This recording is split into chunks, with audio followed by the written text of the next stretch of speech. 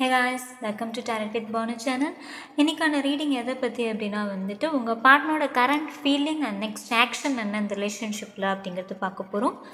Plus analyst message அவர் என்ன feel பண்ணுறாருன்னு நம்ம லாஸ்ட்டாக பார்க்கலாம்.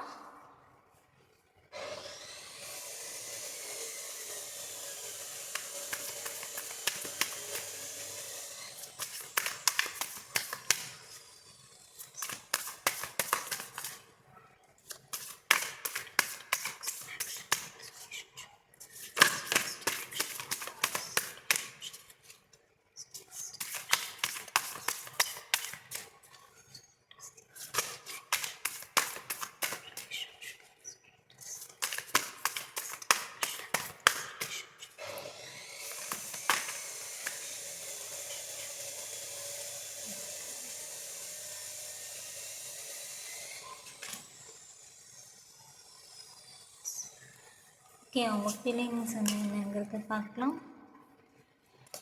Okay, next crystal weaver, the moon and அவங்க actions, queen of pentacle, 10 of wands and 4 of wands. Okay, அவங்களோட சேனலைஸ்டு மெசேஜும் பார்த்துட்டு நான் உங்களுக்கு எக்ஸ்பிளைன் பண்ணுறேன்.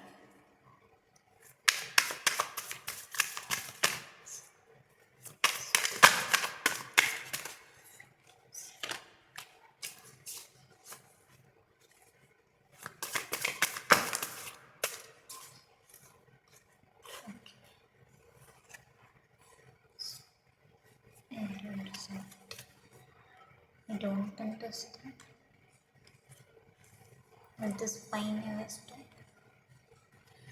Don't wait for me, please. Okay. So இந்த பர்சனோட கரண்ட் ஃபீலிங் இப்போது எப்படி இருக்குன்னா, அவங்க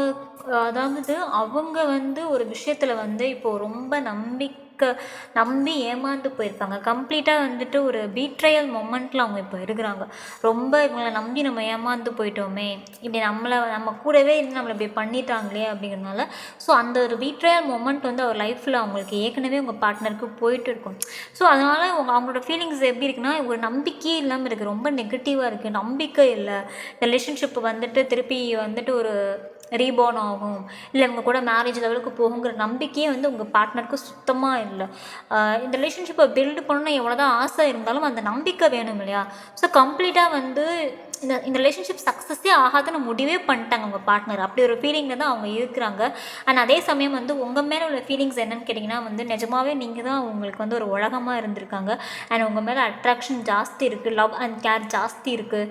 ஸோ எல்லாமே அதிகமாக இருக்குது. ஆனால் அதே சமயம் நெகட்டிவிட்டியும் அதிகமாக இருக்குது. நம்பிக்கை இல்லாமல் இருக்கிறது, இது கண்டினியூ ஆனால் திருப்பி பிரச்சனை க்ரியேட் ஆகுமோ அப்படிங்கிற மாதிரிலாம் இருக்குது. ஓகே, இந்த பாட்டோட நெக்ஸ்ட் ஆக்ஷன் என்ன இந்த ரிலேஷன்ஷிப்லாம் கேட்டிங்கன்னா, நான் சொன்ன மாதிரி தான். இப்போ அவங்க லைஃப்பில் கொஞ்சம் பிரச்சனை போயிட்டுருக்கு. கூட இருக்கவங்கள ஏமாற்றி அவங்கள ரொம்ப ஹர்ட் பண்ணியிருப்பாங்க. எண்ட் ஆஃப் த டே ரொம்ப ஒரு உடஞ்சி போன ஒரு ஃபீலில் இருக்கிறாங்க.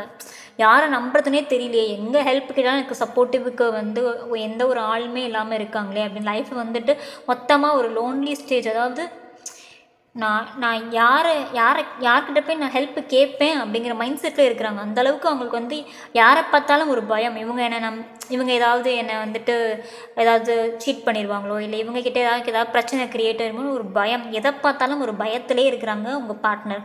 ஸோ அவங்களோட நெக்ஸ்ட் ஆக்ஷன் ரிலேஷன்ஷிப்பில் எப்படி இருக்குன்னு கேட்டிங்கன்னா கொஞ்சம் அவங்க லைஃப்பில் பிரச்சனை இருக்கிறதுனால உங்ககிட்ட ஷேர் பண்ணுவாங்க.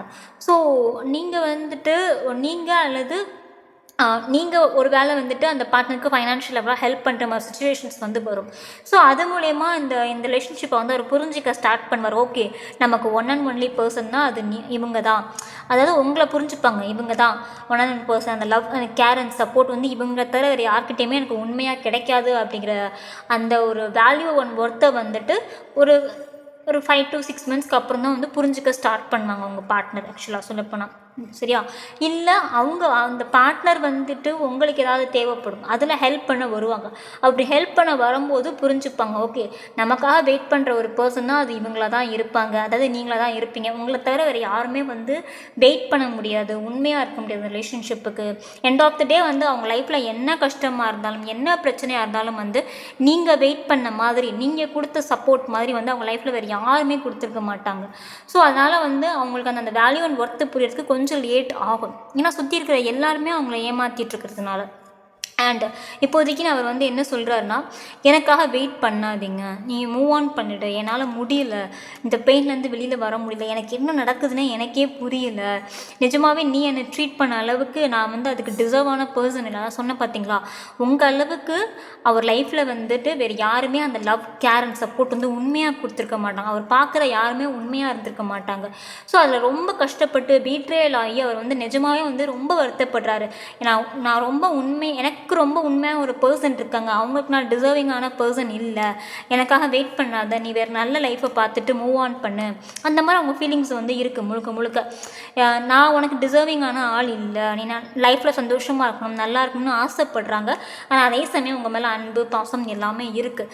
ஸோ இப்போதைக்குன்னு இது வந்து ரொம்ப சகஜம்தான், இந்த ரிலேஷன்ஷிப்பில் இப்படி ஒரு ஃபீல் பண்ணுறது ரொம்ப ரொம்ப சகஜம்தான். ஸோ நம்ம பண்ண தப்பை ரெக்ரெட் பண்ணுறதே ஃபஸ்ட்டு பெரிய விஷயம் இல்லையா? ஸோ உங்கள் பார்ட்னர் வந்து ரெக்ரெட் பண்ணுறாங்க, உங்கள் மேலே காட்டின அந்த சின்ன சின்ன மிஸ் அண்டர்ஸ்டாண்டிங் ஏதாவது இருக்கட்டும், இல்லை உங்களை வந்து பிரித்து வச்சதாக இருக்கட்டும், செப்ரேஷனில் வச்சதாக இருக்கட்டும், எல்லாமே இப்போ வந்து அவங்க வந்துட்டு ரெக்ரெட் பண்ணுறாங்க. ஸோ கூடிய சீக்கிரமே வந்துட்டு அவங்க வந்துட்டு உங்கள்கிட்ட கனெக்ட் பண்ணுவாங்க.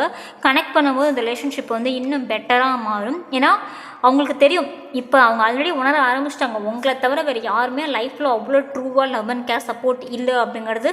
அவங்க ஆல்ரெடி அந்த ஒரு ரெக்ரெட் லெசனை வந்து ஸ்டார்ட் ஆகிடுச்சு அவங்களுக்கு. ஸோ திருப்பி வரும்போது வந்து இந்த ரிலேஷன்ஷிப் வந்து பியூர் பாண்டாக வந்து ரீகனெக்ட் ஆகும். அண்ட் மோரோவர் வந்து கொஞ்சம் அவங்க லைஃப்பில் கஷ்டம் போயிட்டுருக்கிறதுனால நீங்கள் கொஞ்சம் சப்போர்ட் பண்ணுற மாதிரி இருக்கும். ஸோ கொஞ்சம் சப்போர்ட் பண்ணுங்கள். ஏன்னா டோட்டலாக வந்து லைஃப்பில் ஃபேமிலி சப்போர்ட் இருந்திருக்காது, கெரியரில் போனால் பிரச்சனை இருந்திருக்கும், ஃபைனான்ஷியலாக லாஸ் ஆகிருப்பாங்க. இப்போ ரிலேஷன்ஷிப்லையுமே உங்களை விட்டு பிரிஞ்சிருக்கிறாங்க. ஏன்னா நீங்கள் கொடுக்குற அந்த லவ் அண்ட் கேர் இப்போ அவங்களுக்கு மிஸ் ஆகுது இல்லையா? ஸோ டோட்டலாக லைஃபே ஜீரோவாக இருக்குது அவங்களுக்கு. இப்போது நீங்கள் போனால் தான் அவங்க லைஃப் வந்து இம்ப்ரூவ் ஆக ஸ்டார்ட் ஆகும், நீங்கள் வந்ததுக்கப்புறம் தான் அவங்க லைஃப் இம்ப்ரூவ் ஆக ஸ்டார்ட் ஆகும். ஸோ இந்த கனெக்ஷன் வந்து ரீபாண்ட் ஆகும். ஸோ வெயிட் பண்ணுங்கள், ஒரு புது எனர்ஜியை நோக்கி இந்த ரிலேஷன்ஷிப் வந்து ட்ராவல் ஆக போகுது. உங்கள் பார்ட்னரோட நெக்ஸ்ட் ஆக்ஷன் வந்து இதுதான். ஸோ வந்து ரீகனெக்ட் பண்ணுவாங்க. அண்ட் அவங்க எல்லா ப்ராப்ளமும் அவங்களே சொல்லுவாங்க, அவங்க எந்த இடத்துல ஏமாந்தாங்க, ஏன் ஏமாந்தாங்க, நம்பி அந்த விஷயங்கள் வந்து நடந்த விஷயங்கள் எல்லாமே கம்ப்ளீட்டாக அவங்கக்கிட்ட வந்து எக்ஸ்பிளைன் பண்ணுவாங்க. வெயிட் பண்ணுங்கள் அது வரைக்கும். அண்டு இன்னும் சொல்லணுன்னா, அவசரப்பட்டு எந்த முடிவுமே எடுக்காதீங்க இந்த ரிலேஷன்ஷிப்பில் வந்துட்டு. ஸோ அவங்க வந்து பேச வராங்கன்னா அவங்கள பேச விட்டு அவங்க என்ன பேசுகிறாங்கிறத கேளுங்க, அதுக்கப்புறம் ரியாக்ட் பண்ணுங்கள். ஸோ எந்த ஒரு கோவமாக இருந்தாலும் கோவத்தெல்லாம் தணிச்சிட்டு இந்த ரிலேஷன்ஷிப்பை எப்படி ஹேண்டில் பண்ணுங்கிறத பாசிட்டிவ் வேயில் பாருங்கள். ஓகேவா? டாடா பாய் பாய். நாங்கள் அடுத்த ரீடிங்கில் சந்திக்கிறேன்.